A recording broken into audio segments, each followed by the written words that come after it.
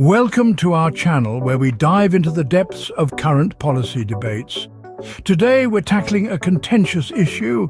Should Britain increase defence spending to 3% of GDP? As we navigate the turbulent waters of the global political landscape, the question of defence spending has become a burning issue. According to Paul Mason, the time has come to raise the bar. Mason sees a world where threats are growing, particularly from Russia, and believes Britain must rise to meet these challenges head-on. He argues that the current budget is simply inadequate to fulfill Britain's military commitments. It's like trying to run a marathon on a diet of bread and water. We need more than just the bare essentials. We need a well-rounded, well-funded defence strategy that can protect us from all angles. Mason's argument is not just about the here and now, it's rooted in a historical context. He reminds us of a time when defence spending was a top priority, when the world was a very different place. But, he warns, the past is not a foreign country. The threats we faced then are not so different from the ones we face today. The balance between fiscal constraints and national security imperatives is a delicate one. On one hand, we have the economic realities we must grapple with. On the other, the pressing need for strategic preparedness. It's a classic case of a rock and a hard place. But Mason offers a solution, borrowing to fund the increased defence budget. It's not a light decision to make, but he outlines potential economic benefits and the necessity of modernising defence capabilities. He sees a Britain that is not just surviving, but thriving in the face of adversity. In this debate, Britain's role in NATO and the investments needed in land warfare and defence against air and missile attacks are also key points of discussion. It's not just about how much we spend, but where we spend it. As we weigh the pros and cons, remember, this isn't just about numbers. It's about national security, strategic preparedness, and Britain's place in the world. Now, let's delve into the economic side of things. How would this proposed increase impact Britain's economy and fiscal health? So, the proposal on the table is to fund the increased defence budget through borrowing. This might make some of us cringe considering the UK's current debt situation, which is near 100% of the GDP, but there are potential economic benefits to consider. For one, increased defence spending could stimulate the economy, leading to job creation and technological advancements. It's also about modernising defence capabilities, which is no small feat, and it requires substantial investment. But let's take a look at our friends in Russia for a moment. Their focus on military spending has led to a budget deficit, causing them to consider austerity measures and increased domestic taxes. It's a clear example of how military spending can drain resources from other sectors of the economy, impacting social spending and even risking inflation.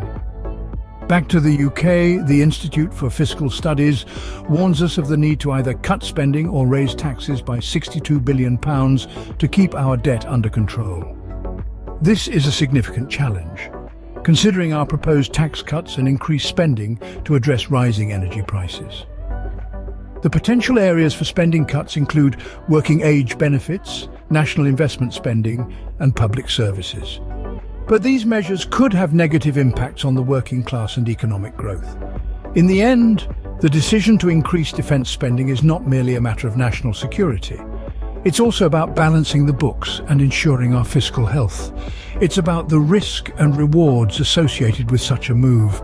And it's about the impact on every Briton, from the worker in the factory to the soldier on the field. As we can see, the economic implications are far-reaching and complex. It's a delicate balance between maintaining fiscal health and ensuring national security. Let's not forget, this debate doesn't exist in a vacuum. It's part of a broader conversation about Britain's role in NATO and the world at large. The current geopolitical landscape is a chessboard of shifting alliances and escalating tensions, and nowhere is this more evident than in the debate on Britain's role in NATO. As threats multiply, the need for investments in land warfare and defence against air and missile attacks becomes more pressing. This is not just about matching firepower with potential adversaries. It's about demonstrating commitment to our allies and showing that Britain is a reliable partner in the collective defence of the free world. The importance of strategic alliances cannot be understated. In an increasingly interconnected world, no country is an island, Investments in defense technology are not just about securing our borders. They are about securing our future, about ensuring that Britain remains at the forefront of innovation, and about maintaining our geopolitical influence. In the grand scheme of things, this debate is about more than just dollars and cents.